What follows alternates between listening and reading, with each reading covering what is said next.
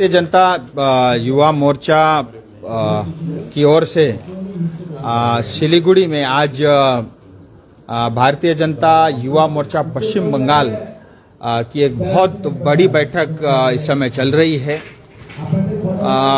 विशेषकर इस बैठक में पूरे युवा मोर्चा पश्चिम बंगाल प्रदेश के पदाधिकारी, जिला के अध्यक्ष और जिले के हमारे सभी युवा मोर्चा के महामंत्री और एक बड़ी टोली की बैठक और मंथन चल रही है।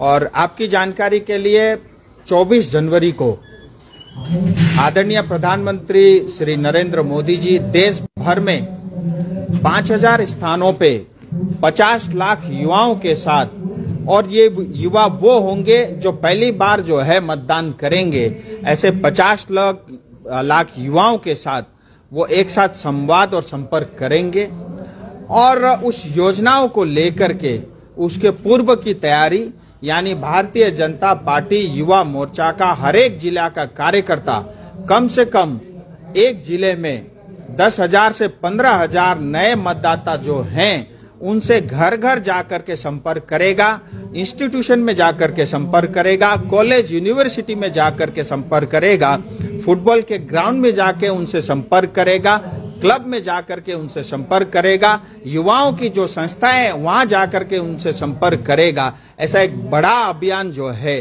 देश भर में चल रहा है। उसी अभियान का एक बड़ा जो है कार्यक्रम पश्चिम बंगाल के युवा मोर्चा ने भी लिया है और उसी के अंतर्गत ये बैठक है। साथ ही जो है अन्य और जो सांगठनिक विषय वस्तु है उन सब पे भी ऊपर में डिटेल में चर्चा हुआ। भारतीय जनता पार्टी पश्चिम बंगाल का युवा मोर्चा ये इंश्योर करेगा कि तीसरी बार प्रधानमंत्री नरेंद्र भाई मोदी जी बनेंगे, उसमें बड़ा रोल और कंट्रीब्यूशन भारत के युवाओं का होगा, पश्चिम बंगाल के युवाओं का होगा। और युवा मोर्चा ने ये भी संकल्प लिया है, हम जो है भारतीय जनता पार्टी की सरकार बनाने के लिए मात्र हम जो है पश्चिम बंगाल में टीएमसी से नहीं लड़ रहे हैं। हमारा ये संकल्प है भारत की सुरक्षा होगी अगर पश्चिम बंगाल में भारतीय जनता पार्टी की सरकार बनेगी।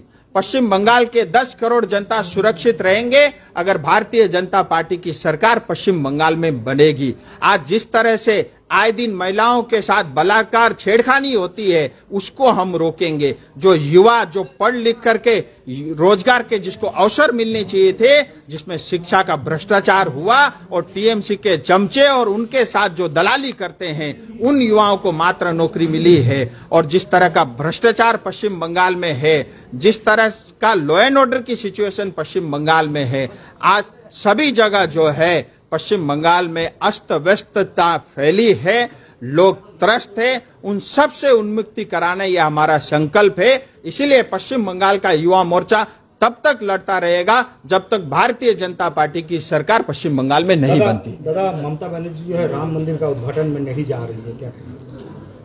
देखिए, जहां तक राम मंदिर का सवाल है, ये हमारे 140 करोड़ हिंदुस्तानियों के लिए ये एक गर्व का विषय है।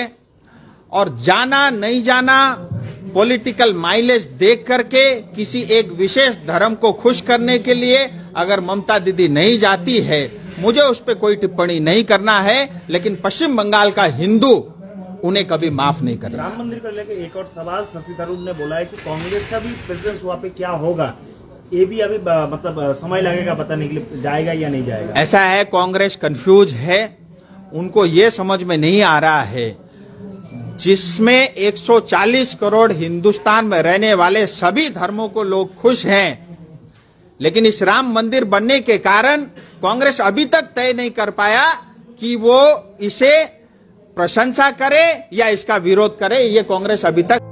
नमस्कार सम्पूर्ण दर्शकबिन साथै श्रोताहरूमा मनोरञ्जनमूलक भिडियो साथै वरिपरिका खबरहरू हेर्नलाई समय दर्पण च्यानललाई सब्स्क्राइब, शेयर, लाइक गर्न नभुल्नुहोला। निष्पक्ष, स्वतन्त्र, तपाईहरुको आवाज, तपाईहरुको च्यानल समय दर्पण।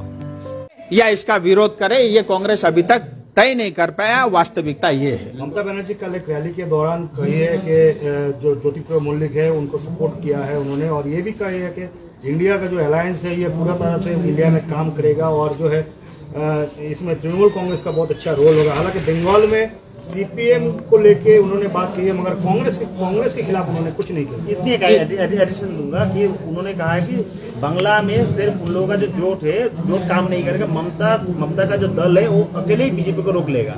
अच्छा, इंडी गठबंधन का स्थिति देखो। बंगाल में ममता कहती है हम गठबंधन में है लेकिन बंगाल से बाहर। पंजाब में आम आदमी पार्टी कहता है हम इंडी के साथ है लेकिन पंजाब और दिल्ली के बाहर। इसी तरह से महाराष्ट्र में एनसीपी कहता है हम इंडी के साथ हैं लेकिन जो है वो महाराष्ट्र से बाहर। इसी तरह से जो शिवसेना है वो भी ये कहती है, जो उद्धव ठाकरे गुट का है, कि हम इंडी के साथ है लेकिन महाराष्ट्र से बाहर, क्योंकि इंडी महाराष्ट्र में कमजोर है।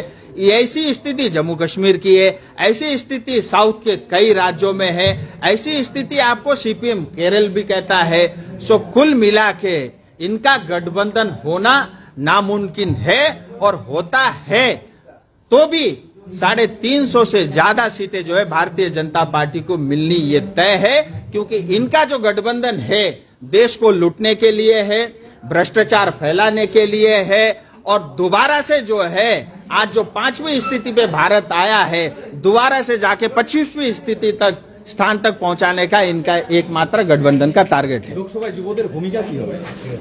मैं अभी बहुत डिटेल में बोल चुका हूं भैया।